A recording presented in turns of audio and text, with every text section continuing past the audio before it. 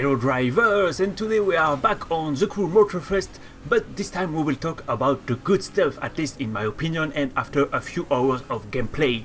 If you have been following my video covering my initial impressions of Motorfest, you're likely aware of the issues I've pointed out as a dedicated driver fan. Specifically, the game lacked engaging physics and failed to provide sufficient incentive for continued play. However, this was the offline segment of Motorfest, and in fact the online makes for a much better experience overall.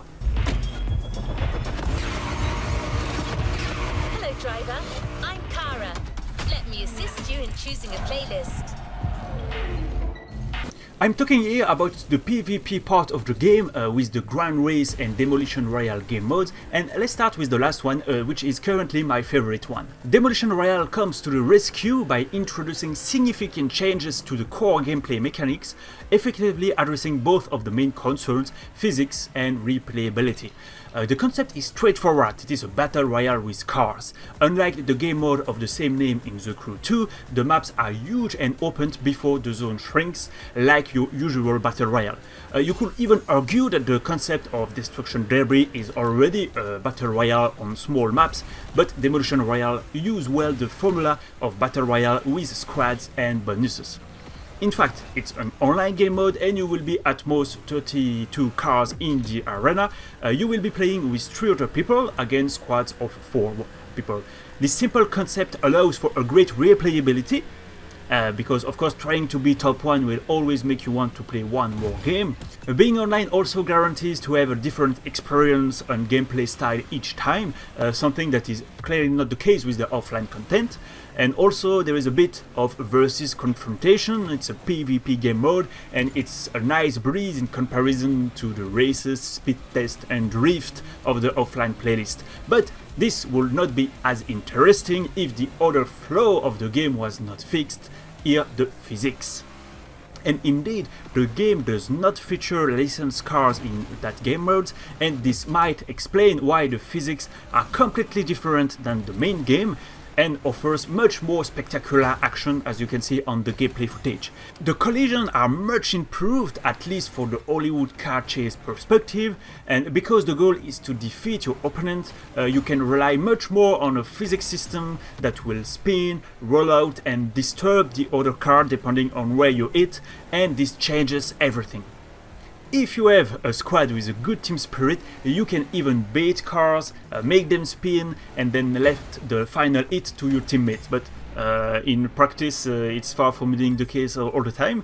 I haven't tried to play with friends yet, including microphones, but I think it will greatly improve the experience since it does not seem to have in-game chat, like you could see in Rocket League, to help communicate with random teammates.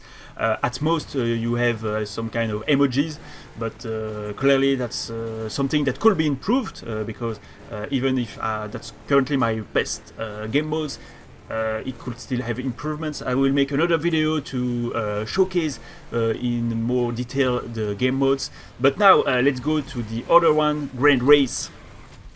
And the second one is Grand Race. The game mode has also a straightforward concept. You are racing against 31 other players in a huge track that includes different vehicles swapping along the race. So now that I'm describing it, I realize that it is clearly shift race from Driver San Francisco, but with more players. Like Demolition Royale, the fact that you are playing against humans makes for a better experience and replayability by default. I have not won yet in this game mode, which is more difficult to do because you're alone and not playing in teams like Demolition Royale. Also, unlike Demolition Royale, and since you are playing with licensed cars, the physics is the same as in the offline segment and therefore a bit less fun, even though you will be hitting your opponent a lot of time, especially on tight corners. It is still fun, but I found it difficult to retrieve from a mistake, and if you are starting in the middle or back of the field, you will experience the bumpiest experience you could imagine.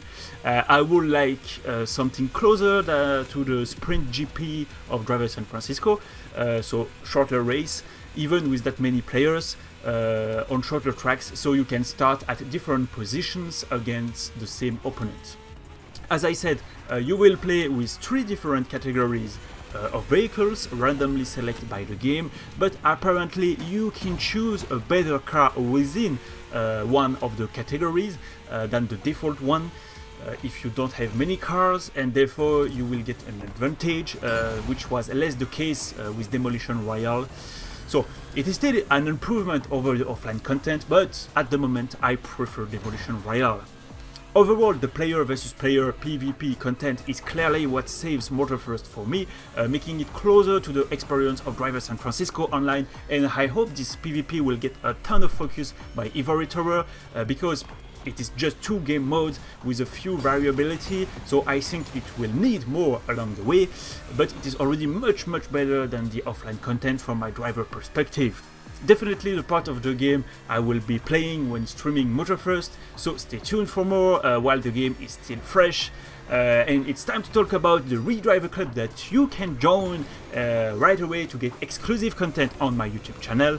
And thanks to driverdimension.com, French Contact, Neuroscenes, Take On and YouTube, Paul Lanois, Mute, David Autosport, and Denis Frontier for already being a member for a very long time. Join the Redriver Club to unlock exclusive emojis, videos, and a free highlight comment in the live stream chat. And in any case, see you soon, drivers.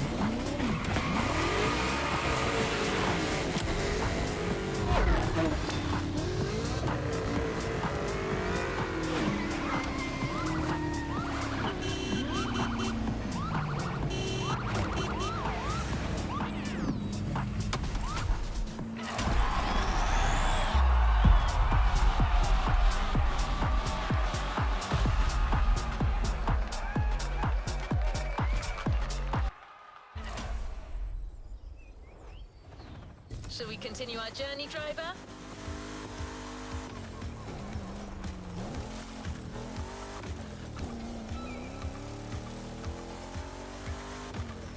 Our next stop, Kaneohe. The pack is waiting for you there and is willing to show you some more of the racing culture.